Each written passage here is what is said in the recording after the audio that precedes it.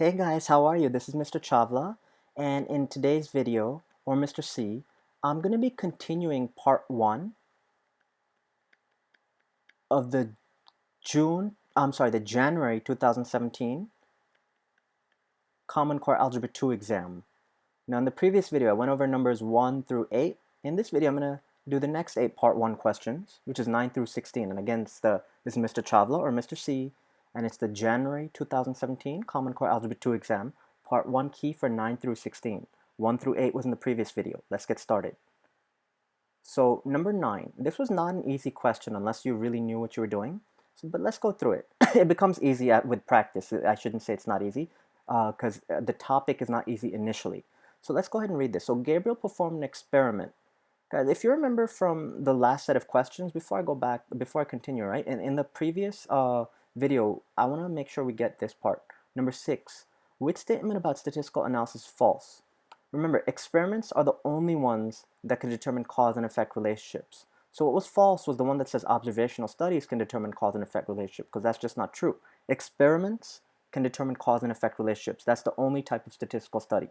Now, the reason I'm doing that is so that when we look at this, we understand what I'm talking about here. So Gabriel performed an experiment, remember, which is to determine a cause and effect relationship to see if planting 13 tomatoes in mulch, it says black plastic mulch, but I'm just going to say mulch because one of them has mulch. But he wants to see if planting 13 plants in mulch leads to larger tomatoes. That's the effect. Does it have an effect of larger tomatoes compared to if 13 plants are planted without mulch? So there's a treatment. The treatment is the mulch. And the effect we're trying to determine is if the mulch causes the tomatoes to be larger, okay? To see if it has that effect. So that's an experiment. So now he has 13 plants that were planted with mulch and 13 without. He observed that the average weight, in other words, the mean of the plants grown in mulch was 5 ounces greater. So the mulch group, tomatoes in mulch, were 5 ounces greater than the ones grown without mulch, right? The one that doesn't receive the treatment, the ones without mulch, by the way, is called a control group. But we don't need to know that for this problem. But the treatment group is the one that was grown in mulch. Okay, it's also called the experimental group. So now, to determine if the observed difference, remember the observed difference is 5 ounces, right?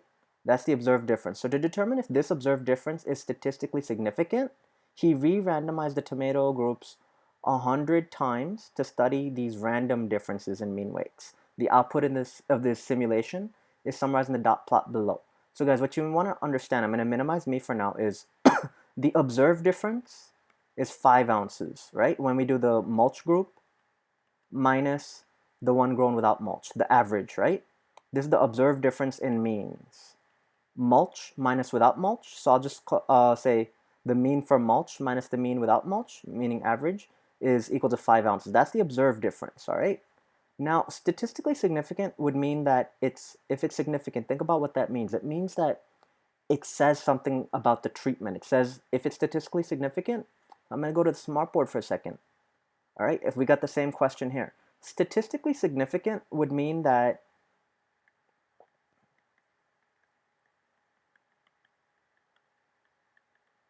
basically that the difference observed, they're saying, was the observed difference statistically significant? Remember, it was 5 ounces. That means that the observed difference, which was 5 ounces, right, is due to, or likely due to, right? Because we never say for sure, but let's say that we say it's likely due to the treatment, which in this case is the mulch, meaning that the mulch causes the plants to grow larger, and that's why we saw a 5 ounce difference, right? If it's not statistically significant, so this is 1, 2 would be saying not statistically significant, that other option, right? I'm probably spelling it totally wrong, statistically significant, right? That means that it's not due to the mulch. Then what could it be due to? Just by random chance. Just you randomly split plants into 2 groups. Random chance, meaning you just randomly split the plants into two groups, and as you do it, you could expect to see a difference of 5 ounces or greater with regularity. That means that it's not due to the treatment, it's not due to the mulch, right? But just, just happens. It's not an unusual occurrence. It just happens by random chance on its own, by splitting plants into two groups, whether they have mulch or not. So when he says he re-randomized the tomato groups, what that means that we had plants, remember we had plants with mulch, and we had some with no mulch, right? There were 13 in each group. He just randomly split the group, he just scrambled the two groups so that now there's plants in both groups, right, that had mulch and plants with no mulch. So that takes away any potential effect of the mulch, right? And he did this 100 times. So he had 100 groups of 26 split into two groups of 13, right? And he studied this in the simulation, and he has 100 of these times that he did this re-randomization, meaning the differences we observe in the simulation have nothing to do with the treatment because there are plants in both groups that got treatment, and meaning mulch, and plants without mulch. So if it's statistically significant, that means that it's unusual in the simulation. That means we don't expect to see it often.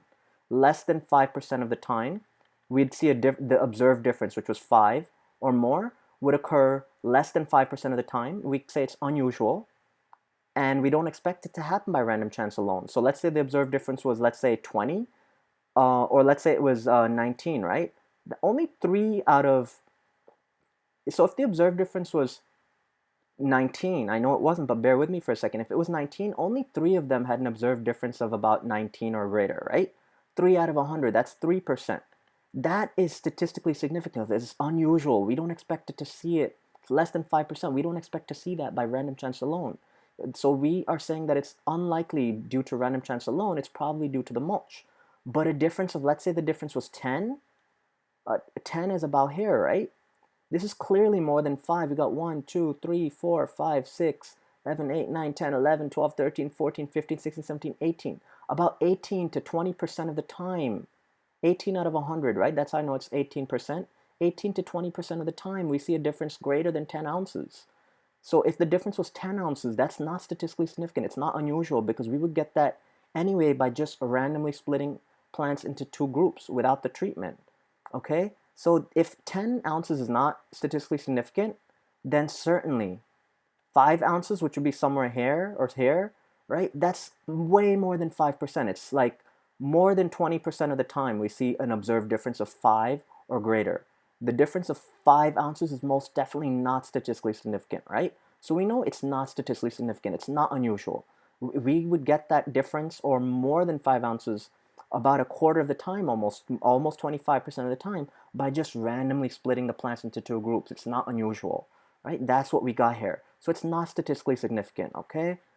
So let's see what this says. So what is an appropriate inference that can be drawn? If it's not statistically significant, it's due to random chance or random assignment to two groups. So there was no effect observed between the two groups. That's not true, right? I'm gonna pull myself up. To say that there was no effect observed between the two groups, that is not true, guys, because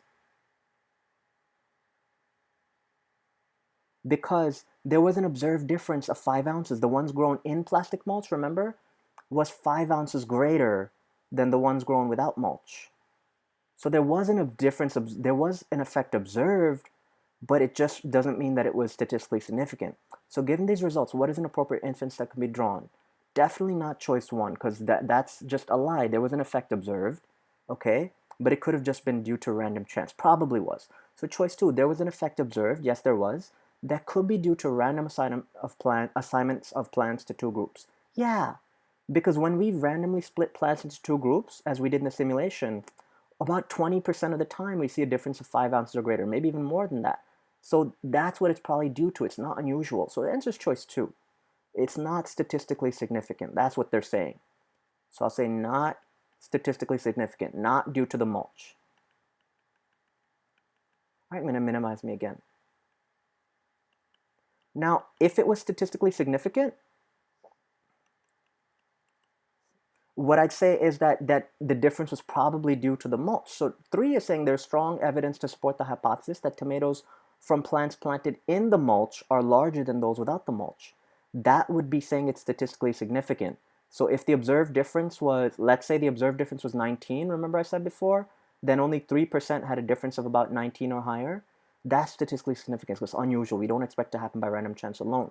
But since it's so common to have a difference of 5 or greater, or even 10 or greater, there's no strong evidence to support the hypothesis that tomatoes grown in mulch are the ones that are larger. They're just larger by random chance, randomly splitting into two groups, regardless of whether they were grown with or without mulch.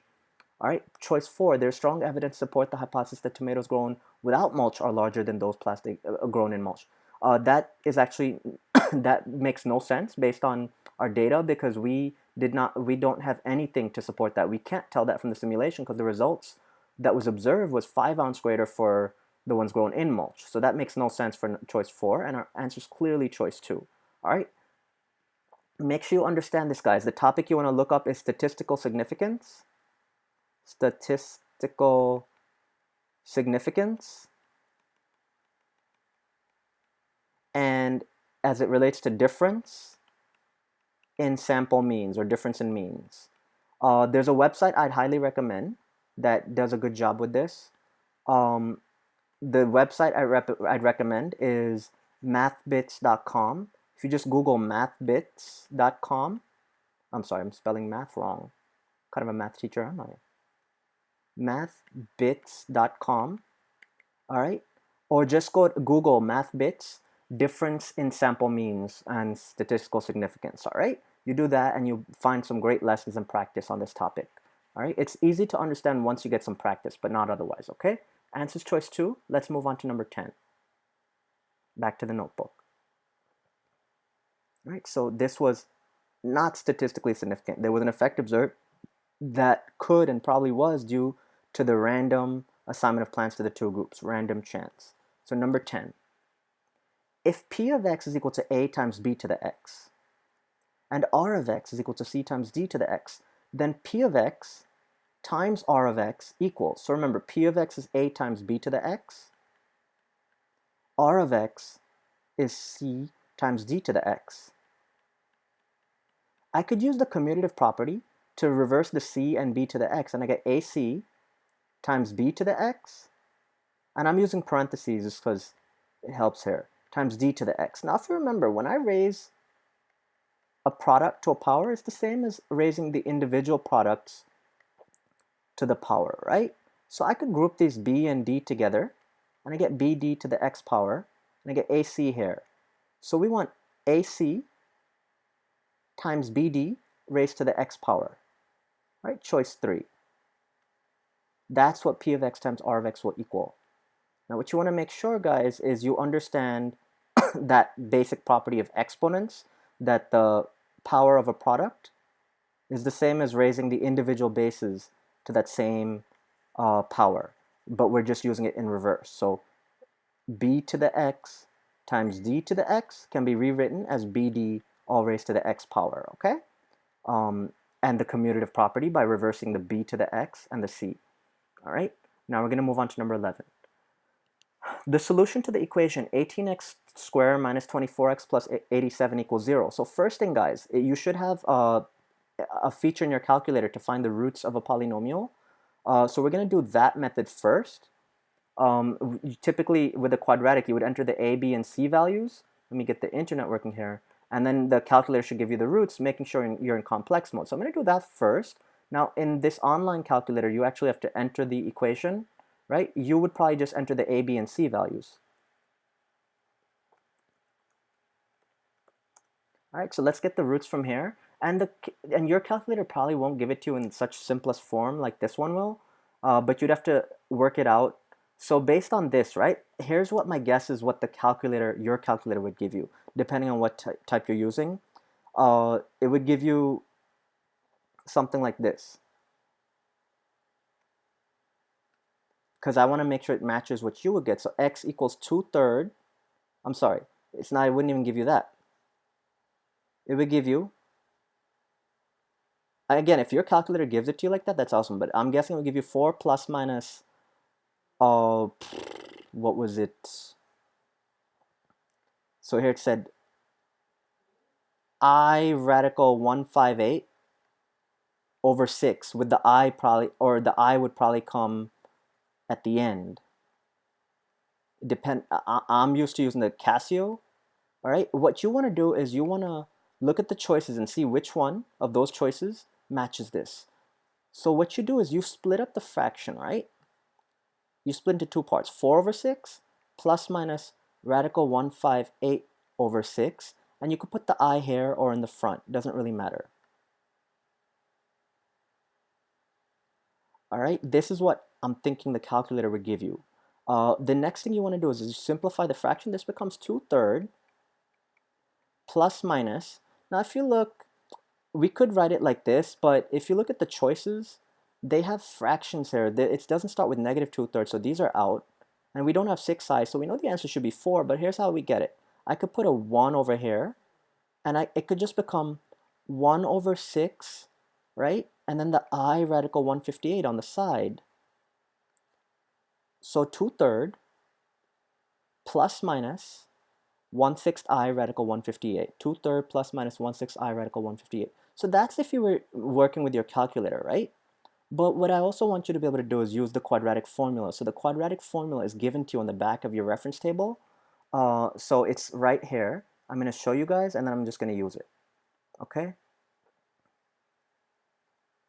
So the quadratic formula is given to you in your reference table, and you want to make sure you know how to use it, right? So this is our quadratic formula. And you either have it memorized or you just make sure to look in your reference table, and that's what we're going to use, because clearly this can't be solved by factoring. So let's say you wanted to use an algebraic approach. Then what we're going to do is first, we could simplify this by dividing all the terms by, and I'll write the formula here, but first let's simplify, because this has a GCF. I could divide all the terms, believe it or not, by 3. If you don't divide it, that's fine too, but you're dealing with bigger numbers. So when you divide all the terms by constant, the solutions don't change. We get 6x squared, minus 8x plus 29 equals 0.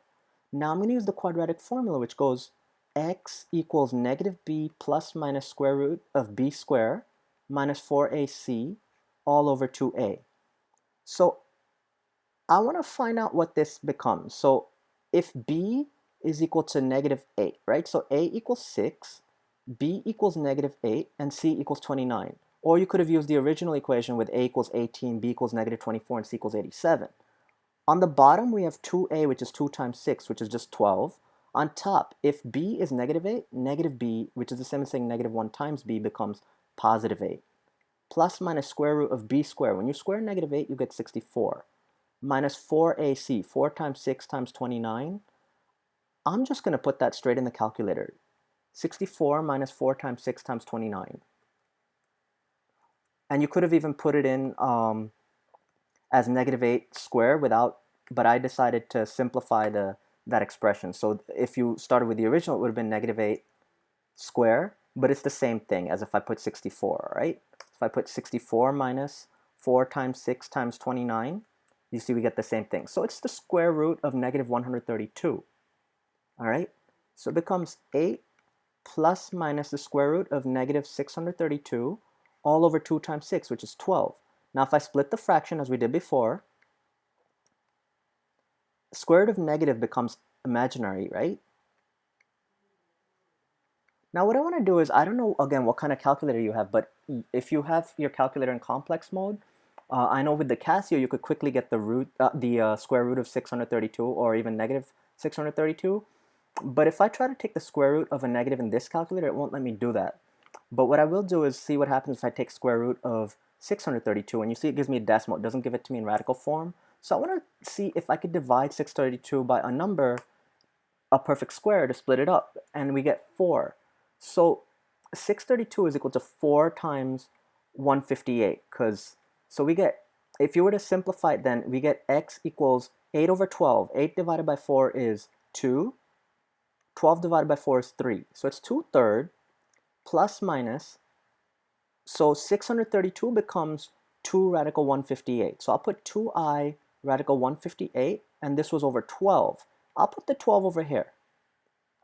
2/12 simplifies to 1/6. So we get 2/3 plus minus 1/6 I radical 158, which is what we got right here. 2/3 plus minus 1/6 I radical 158, choice 4, all right? So I know it was a lot of work, but it could have been done using the quadratic formula as well, all right? Now we're gonna move on to question 12.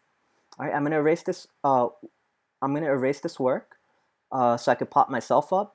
Pause the video if you need to, okay? And I apologize if that was too much, guys, but that's how it goes sometimes. I want to make sure you understand this with precision, all right? But it was just straight up using the quadratic formula or your calculator and knowing how to simplify it, all right? That was one of the ways to do it. Now we're going to go to number 12. Okay, when g of x equals 2, wow, I took up a lot of space, huh? Okay, when g of x is equal to 2 to the x plus 2, 2 over x plus 2, so I'll write that over here. G of x equals 2 over x plus 2, that's known as a rational function, and h of x is equal to log, which means the base is 10 when there's no base written down here, right? But that's besides the point, we don't need to worry about that. Of x plus 1 plus 3 are graphed on the same set of axes. What coordinates best approximate their point of intersection? Let's just graph it, guys. And as you see the choices, the lowest choice, if we use a scale from -5 to 5, will be fine. So we'll go to the graphing calculator. I'm going to change the scale up to go from -5 to 5 on both the x and y axis. And you could have just kept it as a scale of 1. Let me make sure that there's no value below -5 or above 5 in the answer choices for x or y. So if I graph these guys, I'll make, again, in your calculator, you'll probably have to enter it as y1 and y2. I'll enter it in this calculator. What I like is you could actually graph it using g of x and h of x. Log, I want to make sure I recognize the log function, and it does. So log of x plus 1 plus 3. And they're graphed on the same set of axes. So we look for the intersection point is about -0.9 and 1.9. So negative 0.9 and positive 1.9. Rounded to the nearest tenth. So again, -0.9 and positive 1.9. -0.9 and positive 1.9. That's choice 2. That's all there was to it, guys. There was no other trick. It was just knowing how to use your calculator, all right? So choice 1 is rounded incorrectly. 3 and 4 completely wrong, and our answer, again, to the nearest tenth, is -0.9 and positive 1.9. Moving on to number 13, okay? The price of a postage stamp, which is here on the y-axis, all right, in the years since the end of World War I, so the number of years since the end of World War I is on the x-axis, is shown in the scatter plot below. The equation that best models the price in cents, which is what we got right here, of a postage stamp based on these data after X years, right, is which one? So guys, first thing to look at, it's not a linear graph because the graph looks something like this, right? It's exponential growth, but definitely not linear. So 1 is out. It's got to be between 2 and 3. 4, sine graphs, guys, look like this. Clearly not going to be it, all right? So we already down to 50-50. All we have to do is I'm going to just go to the table, all right? And I'm going to enter both of these functions in the table one by one and see which one gives me a more appropriate data set, right? So if I go back in here, I'm going to clear everything up, clear everything out, all right? And I don't even need the graph. I could use the graph, but I don't need it. What I want to do is I want to enter each equation separately. So we got y equals 1.04 times 1.43 to the x, and I'll put that as y1. And let's just get a table of values. Starting at 0, and you see how it goes up to about 100 on the x-axis. So we want to start at x and find out what y1 is. Start at 0, we get 1.04. And based on the graph, there's nothing wrong with that. That seems like it could be accurate, right? What happened here? Okay, that seems like it could be accurate, right? It's hard to tell what that point is, but so far, no problem. Now, let's say I just go up by, I don't know, 5 each time. Let's say I go up by 2 each time, right? And then we got somewhere close to, somewhere between 0 and 20, like 10 would be over here. this is still less than 10. It's not even like 5 yet. And this one is growing way too high. So choice 2 is out. By elimination, we have choice 3. So let's confirm that that one works. So choice 3, I'll just change the equation. And I'm going to minimize me for now to 1.43 times 1.04 to the x power. Now, if you look at this, guys, it starts at 1.43, which that can work. And as we see, somewhere around between 10 and 20, we're still not that high. We're still under 10, right? On the y-axis. So 20, we're still under 10. So that makes sense. All right, if we continue, now I'm going to skip a bunch. And let's say when x is 40, we get 6.8, which is consistent with the graph. Let's just look at the next one at 60 is somewhere between 10 and 20. And I don't need to go any farther. We see that choice 3 is the only one that'll work out. And that's our answer, okay? So this was just knowing, recognizing the type of function to get us down to 50-50, and then just look for which choice best models the data set appropriately. All right? So that's number 13. Now let's go to 14. So the 8th and 10th term of a sequence are 64. So this is A8 and 100, which is A10. That's 8th term and 10th term. If the sequence is either arithmetic or geometric, the 9th term cannot be, meaning the one in between, right? So guys, remember in arithmetic sequence, we have a common difference, meaning we add the same amount. So if I have A8 is 64 and A10 is 100, I added something twice to get 100. So if it was arithmetic, there's only one number it could be. All right, so we added the common difference twice. So I get 64 plus 2d equals 100. If I subtract 64 on both sides, I get 2d equals 36, 100 minus 64. Because 100 minus 60 is 40, and then subtract 4 more, you get 36. Divide both sides by 2, you get a common difference of 18. So it's plus 18 both times. 64 plus 18 is 82. 82 plus 18 is 100.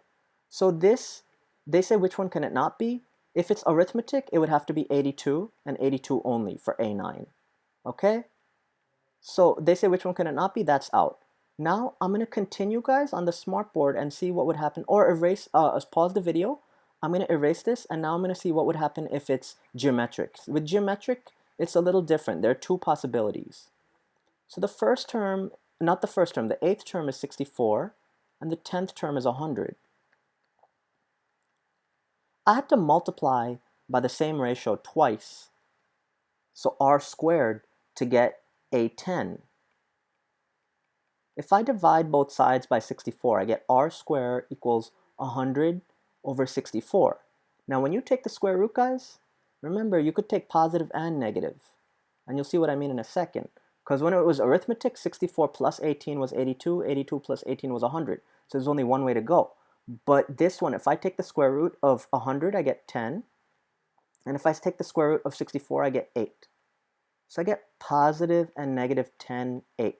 So that, if I simplify that, that's simply equal to 10 divided by 2, 5.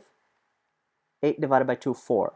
So r can equal 1.25, or r equals negative 1.25 if you simplify 5 over 4. All right, so let's do this. 64 times 1.25. Let's just make sure we understand this, guys. If I took the original one, 10 divided by 8 is 1.25 right here, which as a fraction is also 5/4, which is what I got right here, right? So we started with 64.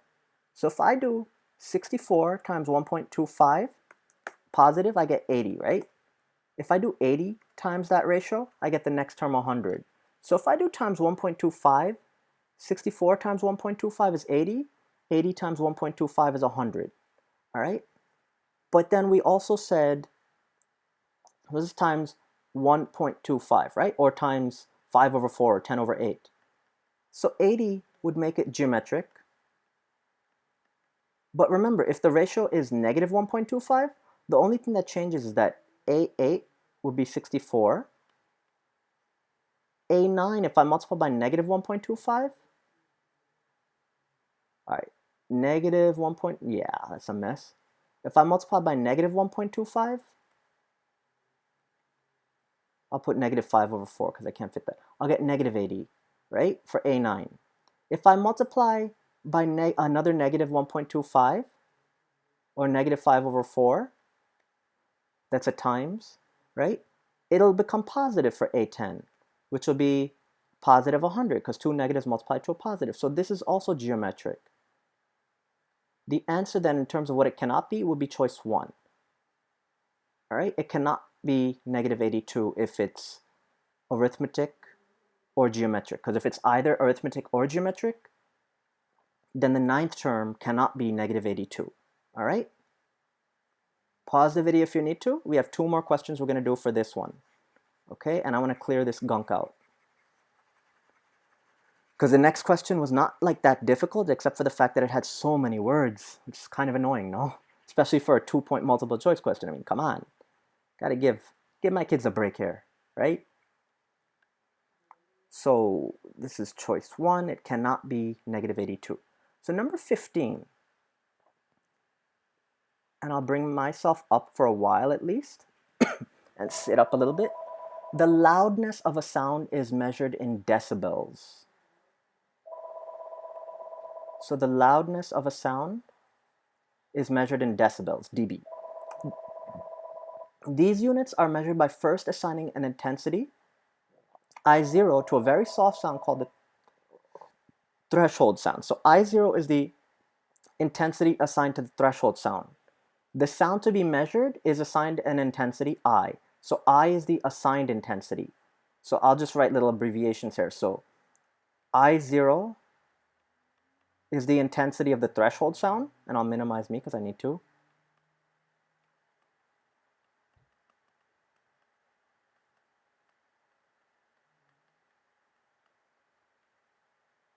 All right, I is and that's a very soft sound. That's just the one you're comparing it to, right? So I is the intensity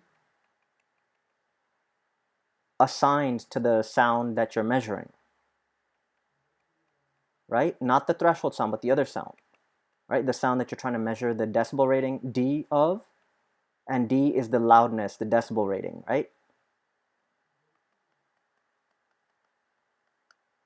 Which I could have just written dB, right? So that's the loudness of the sound. So the sound measured is assigned intensity I, and the decibel rating of the sound is found using this formula right here. D equals 10 times the log of the intensity over the threshold intensity. So the threshold sound audible, remember threshold was I0, audible to the average person is 1 times 10 to the negative 12, which is just 10 to the negative 12 watts per square meter. So basically what we have is that I0 is equal to 1.0, which we don't really need to put the 1.0, times 10 to the negative 12. Consider the following sound level classifications. Remember the D values, right, for decibel in the equation right here, right? 45 to 69 decibels, remember the decibel rating was D. 45 to 69 decibels is moderate. 70 to 89 is loud. 90 to 109 is very loud. If it's greater than 110, it's deafening. How would a sound with an intensity, remember that's the I value, of 6.3 times 10 to the negative third watts per meter square be classified? So the I value that we're using is 6.3 times 10 to the negative third. So how would it be classified? What we want to do is we want to use the formula, right? D equals 10 log I is equal to 6.3 times 10 to the negative third over I0, which is 1.0 times 10 to the negative 12. And we just want to find out where that lies to find out which range it falls into to see how the sound will be classified. So we're going to go back into our scientific calculator and enter 10 log. On top, I have 6.3 times 10 to the negative third. And on the bottom, I have 1.0 times 10, times 10 to the negative 12, which is about 97.9934, right? 97.9934 decibels. 97.9934.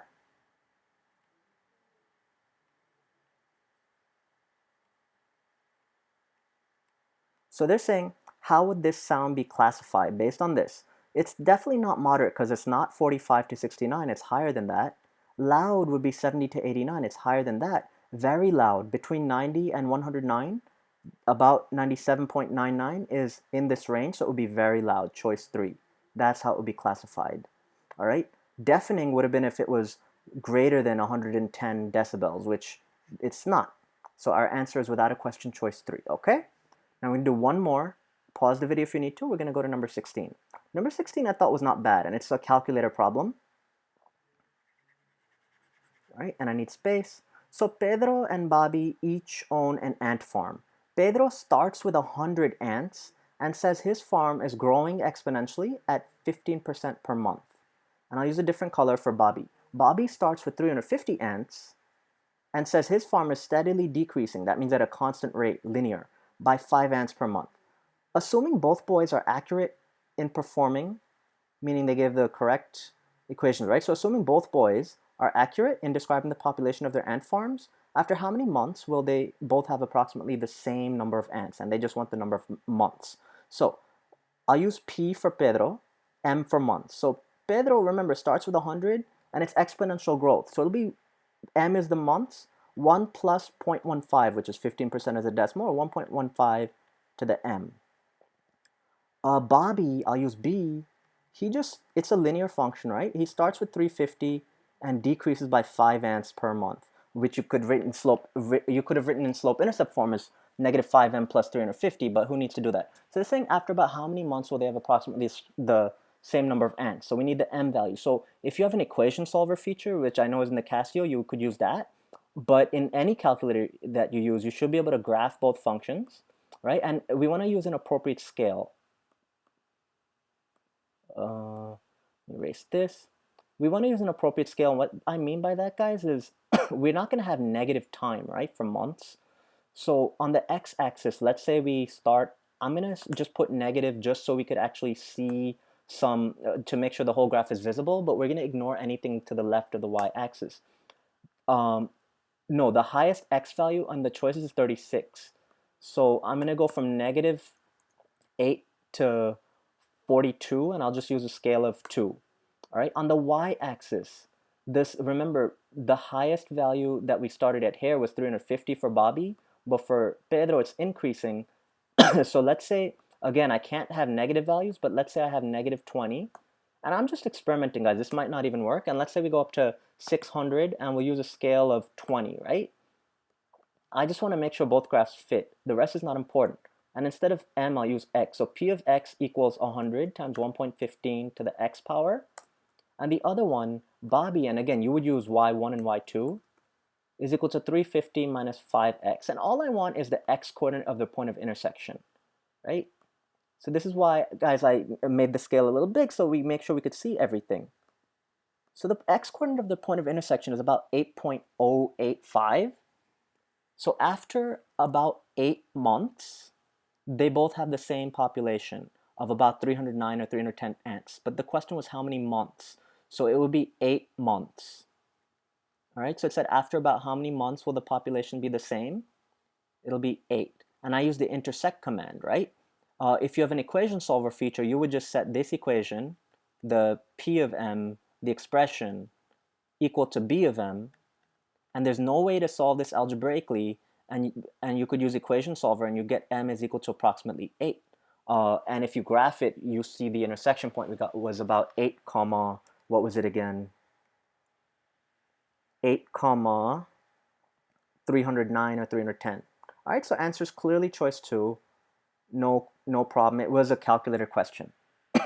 Number 17, or actually, guys, let me stop. We're going to do the last video will be used for the final portion.